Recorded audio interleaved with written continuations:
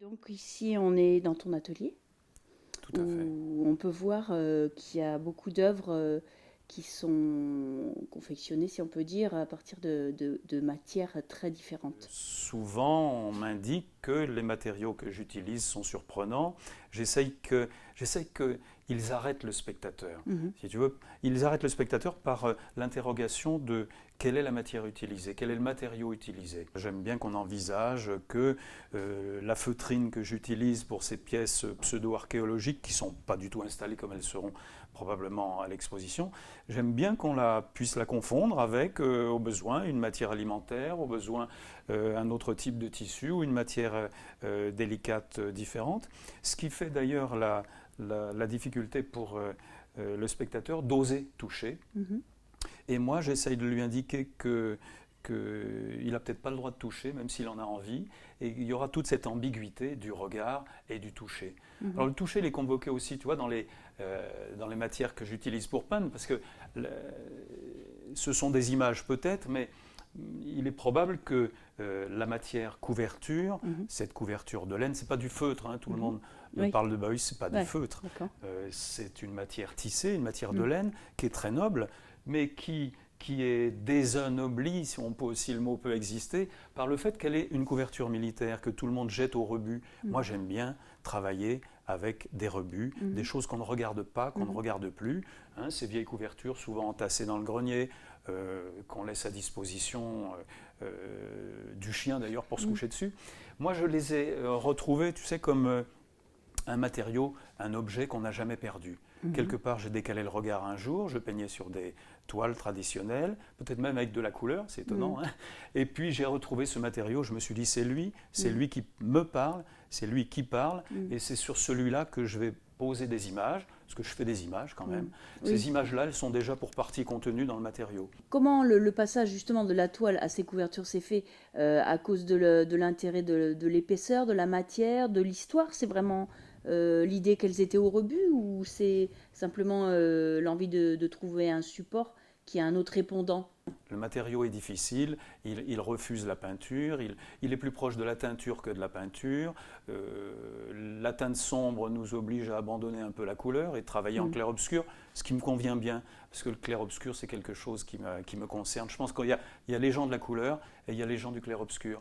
Souvent, les gens du clair-obscur, les artistes du clair-obscur, sont des gens qui aiment le volume. Et moi, Mhm. je crois, le Mhm. volume s'indique facilement. Ouais. Et je crois que j'aime le volume, donc j'aime le réalisme. Mhm. Et j'ai un peu abandonné la couleur à cause de ce matériau, Mhm. c'est probable. Je crois qu'il me convient bien. Je l'ai retrouvé et jamais perdu. Hein, c'est Mhm. ce que je te proposais de voir. Non pas comme surface originale, mais comme surface originelle. Mhm. C'est-à-dire que je l'avais depuis toujours. Mhm. Mais loin de moi l'idée que ça pouvait être un support pictural, Mhm. évidemment. Et puis un jour, je l'ai redressé. Hein, comme on met un Mhm. tableau au mur, elle était destinée à être horizontale, comme toute couverture. Mhm. Et puis, en la redressant, je me suis rendu compte, bah, d'abord, qu'elle a forme, par ses proportions, forme humaine, Mhm. et qu'elle convoque l'humain parce qu'il a été dedans. Mhm. C'est une couverture usée, usagée, fatiguée. Mhm. Elle me correspond par ma mythologie familiale, quelque part. Mhm. Mon père n'était pas officier dans l'armée, pas du tout. Mhm. Je n'ai pas de rapport avec Ouais. l'aspect militaire des Mhm. choses, si ce n'est un rapport au Nord, Mhm. si tu veux, qui détient un peu ce romantisme et ce drame. Mhm. Mais elle m'a intéressé, cette couverture, parce elle est souvent rebutante pour tout un chacun, Mhm. et difficile à peindre, évidemment. Donc je m'y suis attaché, accroché, et je crois qu'elle détient tout un tas de symboles sur la chaleur et sur Oui. que je ne développerai pas, c'est le cas de le Mhm. dire. Au départ, le support m'aide beaucoup parce que je crois qu'il détient quelque chose, tu sais, dans ses scarifications, dans l'usure, dans les taches, dans les signes, parce qu'il y a aussi un peu d'écriture brodée dessus, tu vois. Et tout à coup, Mhm. un W va me faire penser à Pérec, Mhm. ou un numéro de régiment va me faire penser à une date. Donc quelque chose va revenir en surface, à la surface et à la surface de la couverture. Et puis aussi parfois avec une volonté d'indiquer quelque chose, là j'ai envie de parler de ça, j'ai une image, j'ai envie que cette image, souvent photographique d'ailleurs, Mhm. elle monte sur la couverture toute seule, comme tu te souviens, Picasso disait de Guernica, en mettant tous ces croquis préparatoires au sol, j'aurais aimé qu'il monte tout seul sur la toile. Moi, c'est un peu aussi, toute modestie gardée, c'est un peu ce que j'aimerais qu'il se passe. Et un peu ensuite, comme le dit le débutant en peinture, c'est pas ce que je voulais. Et tant mieux. Et j'accepte cet écart entre la volonté des choses et puis ce qui se fera tout seul, à l'insu de mon plein gré, comme disait quelqu'un de connu. Ce que tu peux voir ici, c'est des portraits sur le thème du double aussi. J'ai une petite histoire personnelle avec Rubens, ce petit portrait de Clara Serena, qui est sa fille, qu'il a adoré, je crois. Difficile d'envisager le portrait d'un enfant aussi touchant, aussi tendre, et l'amour d'un père pour son enfant. Et il ne s'agit pas d'une copie, il s'agit d'une digression absolument personnelle, travaillant ce petit portrait, ce double portrait de Rubens. Je suis passionné du XVIIe, voire du XVIIIe siècle, du baroque, etc. Voilà. C'est quelque chose qui me concerne. Alors toutes ces images, elles naissent de tout ce que je te dis, de ce mélange. On peut parler des En regardant cette tête de veau avec sa fraise de papier brûlé, oui, je suis d'accord avec ta référence au baroque, parce que c'est quelque chose qui m'est venu à l'esprit. C'est aussi plaisir des matières, d'opposition des matières. Tu vois, le blanc et le noir sont encore là. La terre cuite, on parlera peut-être un peu du thème du feu après celui de la chaleur. La terre cuite, le papier brûlé, mais aussi il y a quelque chose pour moi d'un aspect social que j'aime envisager en opposant souvent, tu vois, le blanc c'était le cachet de la noblesse, c'était évidemment, et en opposant à ce moment-là une tête de veau à cette idée d'une aristocratie dépassée et même couronnée de sa fraise de papier brûlé, j'aime envisager de parler aussi de contrastes sociaux. Ici, tu vois, par l'évocation d'une coiffe à l'ancienne, mais fabriquée avec simplement du plomb déroulé, là aussi, j'espère qu'on envisage la chape de plomb qui pouvait ou qui peut encore figurer dans une certaine classe sociale. Donc voilà, les lectures sont complexes pour moi de ma propre inspiration, de mes propres réalisations, évidemment. Alors je plonge dans une archéologie qui m'appartient et qui appartient à tout le monde et que je ne maîtrise pas. Et c'est ce qui me fait plaisir. Comme là, tu vois, avec ces matériaux qu'on regardait au début, les pièces archéologiques sont là aussi pour nous indiquer qu'on recherche profondément tout un tas d'éléments. Et quand tu vois ici que, par exemple, cette corne, la corne de ce crâne, au lieu de monter vers le ciel, descend et fait racine autour du crâne. Oui. Ça ressemble à un rôti. Un rôti de pierre. Oui, alors même si tu veux maintenant. On peut l'appeler comme ça, un rôti de briques. En fait, j'aime bien envisager aussi que très peu d'interventions font la chose. C'est pas du tout dans l'idée de ready-made, pas du tout.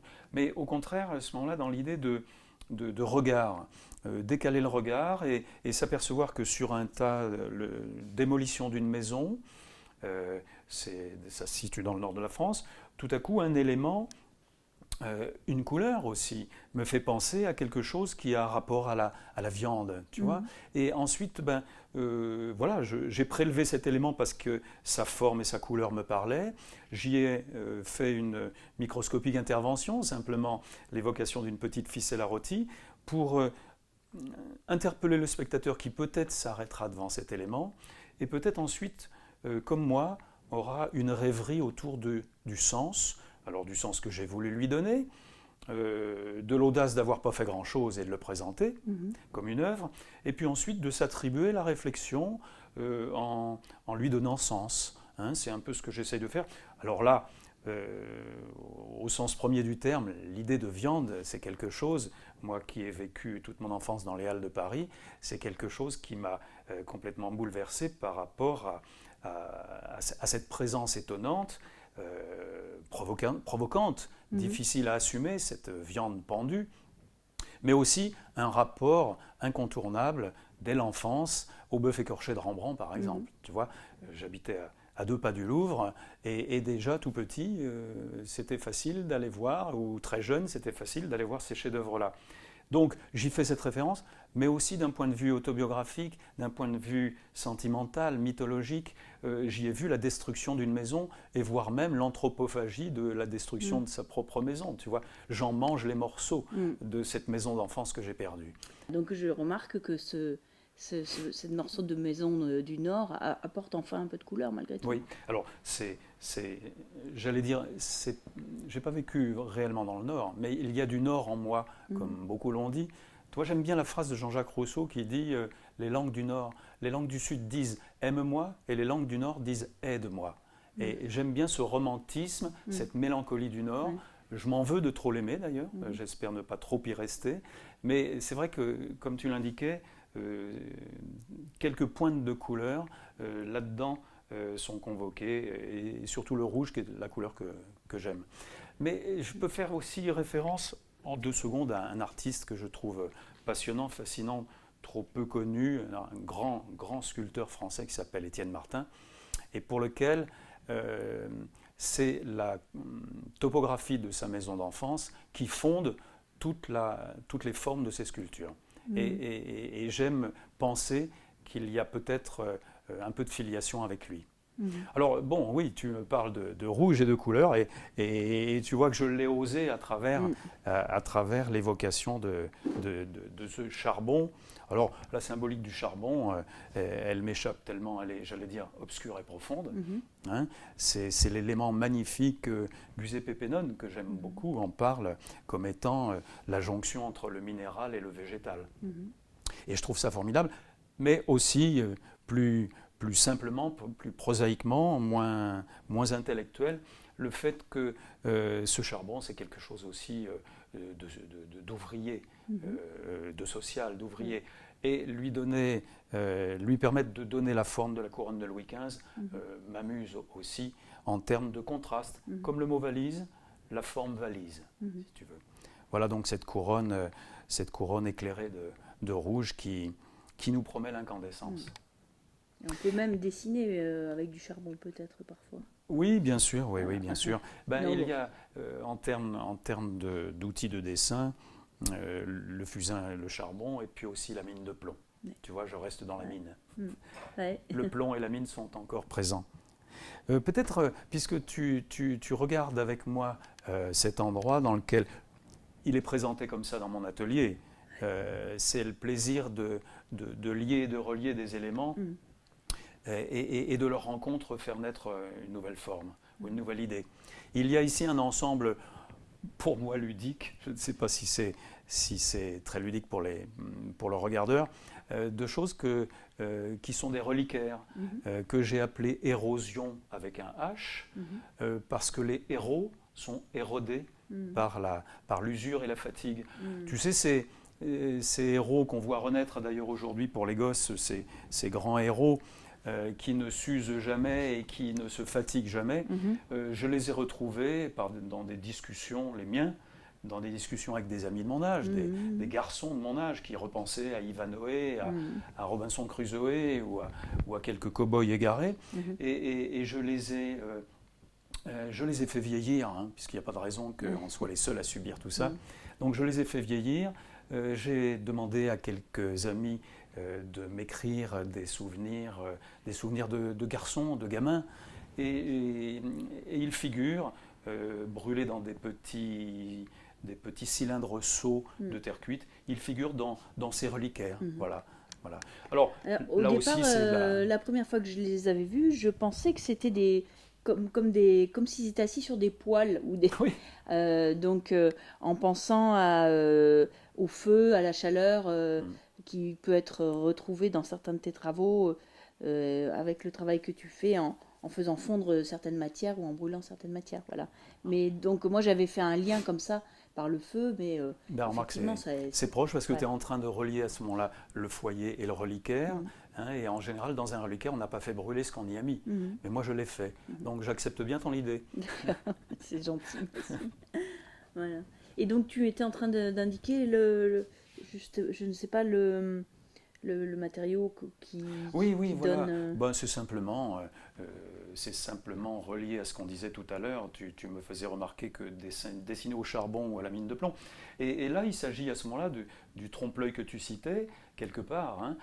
J'ai enduit cette terre cuite, c'est pas du métal. En général, les gens tapent dessus pour vérifier. J'aime bien aussi cette idée de tenter de vérifier quelque chose par le toucher. Et ici, c'est simplement à ce moment-là de la terre cuite qui est graphitée. Hein, le graphite, c'est de la mine de plomb. Et donc, je peux lustrer quand j'en ai besoin et le faire passer pour le soldat de plomb qui a été l'objet jouet de notre enfance. Ok. Je ne sais pas comment le verre est venu à moi, non pas la couleur mais la matière. Je crois que de la même façon qu'utiliser le feu, c'est être un peu un enfant, hein, jouer avec le feu. Tu vois, il y a aussi un petit interdit, un plaisir interdit, une petite dangerosité à l'utilisation de la flamme et du feu, ce qu'on nous interdisait. De la même façon, je suis un peu comme tout le monde. Quand je vois quelque chose de fragile, j'ai aussi la tentation de la rupture, d'aller au seuil de la rupture.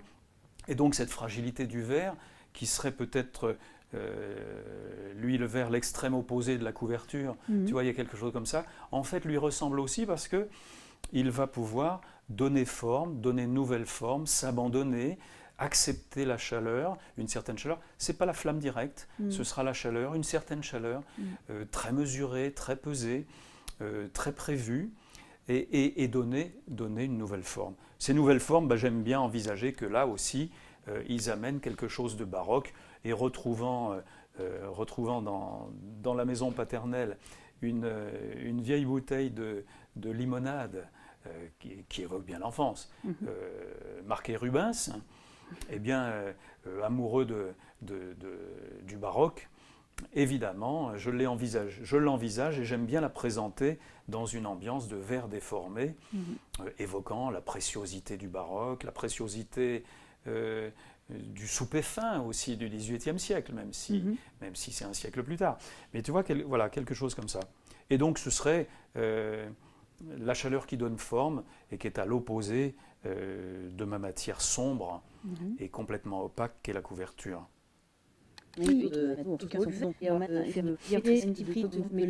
C'est aussi, encore une fois, utiliser la chaleur, une certaine chaleur avant destruction de l'objet.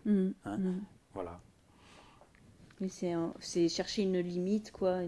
Chercher une limite. Aussi, peut-être utiliser en tous les cas des petits riens et des petites choses, des entassements, des entassements de papier, de carton, des boîtes qui vont prendre une nouvelle forme, une nouvelle texture, une nouvelle matière grâce à la flamme, au travail. Peut-être une volonté excessive de maîtrise. Tout en prônant la délégation, puisque le chalumeau finalement en fait un peu son œuvre. Le feu et la flamme travaillent à leur façon, mais connaître peut-être les 200 degrés nécessaires pour le carton ou les 800 degrés indispensables pour le verre, c'est aussi réincorporer un peu l'idée de maîtrise.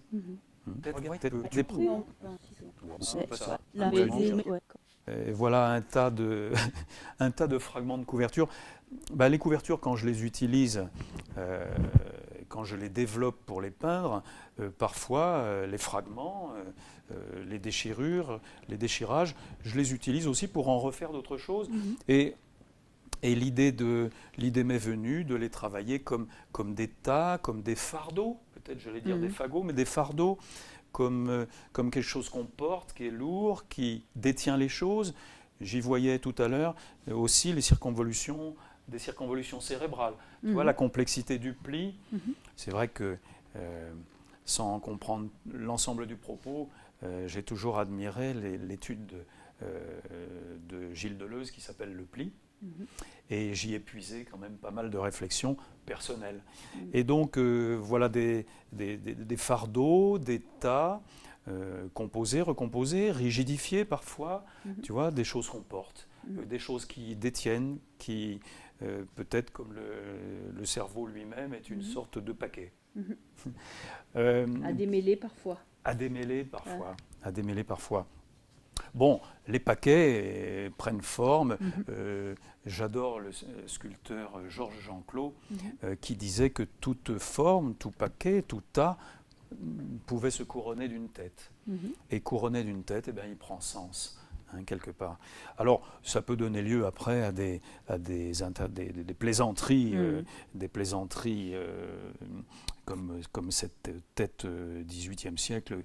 Tu vois ce personnage qui est en attente parce qu'il est encore dans son contenant, mais il nous tire la langue un peu comme un caméléon. Voilà. Il y a la face entre le verre et le tissu, comme par exemple une matière moderne comme le plexi, tu vois, le plexiglas. Bah, lui aussi, c'est pas moi qui l'invente évidemment, lui aussi va se prêter au jeu de la chaleur, se déformer, évoquer le pli, s'abandonner, et puis ensuite se rigidifier avec l'eau froide par exemple. Donc j'aime bien que ce matériau plexi, certains le lisent comme la porcelaine. Oui. Et donc cette porcelaine, je lui parfois donne forme. Tu vois ici une sorte d'évocation d'objets ou d'éléments qu'on peut lire comme des éléments religieux, comme le brassard de communiant ou la cornette de religieuse. Voilà. À Bernard Palissy, dont on avait parlé un peu, qui avait fini par tout bouler. Et je c'est toi qui m'as fait repenser, tu m'as ramené à ce que j'avais indiqué moi comme la palissade. Tu vois, quelque chose qui fait que j'ai toujours été fasciné, je ne suis pas le seul évidemment, par cette idée d'oser aller brûler ce à quoi on tient, tous les meubles de Bernard Palissy, c'est-à-dire tout sa demeure, tout son intérieur, tout ce qu'il possède quelque part, à des fins de création, recréation. Et dans ce cas, j'ai l'impression de jouer un peu prosaïquement avec cette idée d'utiliser ce que j'ai dans les poches. Et ce que j'ai dans les poches, c'est que sans doute j'y tiens. Et envisager de les réutiliser, de les transformer, d'en faire un nouveau compost pour créer avec. Voilà. Recomposer. Recomposer. Recomposter. Recomposer. Si je reviens à l'idée de verre qui s'abandonne, recréer un enchaînement avec des vers qui se plient sur eux-mêmes par la chaleur et la pesanteur me permet tout à coup de fantasmer l'œuvre de Bruegel, la parabole des aveugles. Donc il y a aussi dans ce que je propose et dans ce que je me propose une référence constante à l'histoire de l'art et voire à la peinture ancienne. Tu vois, j'aime bien fantasmer le tableau. Ouais, j'aime beaucoup quand tu puisque tu parles de Duchamp et qu'on vient de voir quelques couvertures pliées, il faut aussi repenser à l'énigme d'Isidore Ducasse de Man Ray. Je crois que c'est la fréquentation de Man Ray et de Duchamp qui a donné lieu à des œuvres importantes. Et cette œuvre que j'ai toujours adorée, qui est une, on pourrait dire pré-Christo, quelque part, pour des sens différents, qui est finalement objet invisible, recouvert de couverture et lié par des cordes. Et je trouve fantastique parce que, encore une fois, sont convoqués tout ce dont on vient de parler. Et quand Proust disait un jour j'ai écrit je et tout le monde a cru que je parlais de moi, j'aime bien repenser à cette phrase et cette idée, notamment par exemple pour ce travail-là, dont il manque d'ailleurs ici l'œuvre centrale, qui est une pelote de laine cramée. Et cette pelote de laine cramée, peut-être je te la montrerai un peu plus loin, mais j'aime bien qu'elle manque d'ailleurs aujourd'hui, qu'elle soit décalée, qu'elle soit positionnée ailleurs. Et elle a subi par le feu un dégradé magnifique de l'orange jusqu'au ton brun, sombre. Et pour moi, elle est devenue la chevelure de la Madeleine, de Marie-Madeleine. Tu vois. Je vous fais une confidence. et la plaçant au centre de cette œuvre, de ce travail, pardon, qui se positionne comme une croix. J'aime aussi penser à la Madeleine de Proust, qui est une banalité absolue, mais qui nous concerne tous. Et ici, tu vois que cette croix est constituée d'emballages de gâteaux, de petits paquets de gâteaux. Je suis très gourmand, j'adore le sucre. Et donc ici, c'est cette déformation de ces petites boîtes de gâteaux, à travers lesquelles on peut voir d'ailleurs, l'ouverture desquelles on peut voir de la laine noire, elles se sont abandonnées aussi, ces petites boîtes, à une nouvelle forme grâce à la chaleur. Ouais. Une nouvelle forme, mais si on ne voit pas le modèle à côté, on ne sait pas, On ne peut pas savoir ce que c'est. dans quel matériau, dans quelle matière exactement c'est fait. Oui, Là, c'est très troublant. Je crois que On dirait qu'elles sont en métal rouillé ou en des choses comme ça, ou en cuir. Ouais. Et effectivement, montrer peut-être les étapes de la métamorphose, c'est un truc important. Mais oui. À ce moment-là, tu me fais penser, si tu veux, à l'idée alchimique de la transformation, transmutation de la matière. Alors l'alchimie parle de la matière pour nous parler d'autre chose, de nous-mêmes bien sûr, mais à ce moment-là, cette transformation, la rendre visible, c'est en montrer les étapes. Oui.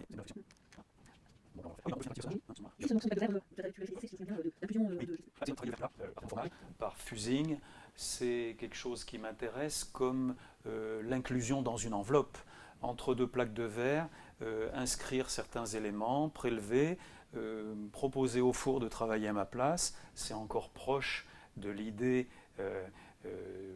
et de l'idée alchimique et l'idée de délégation.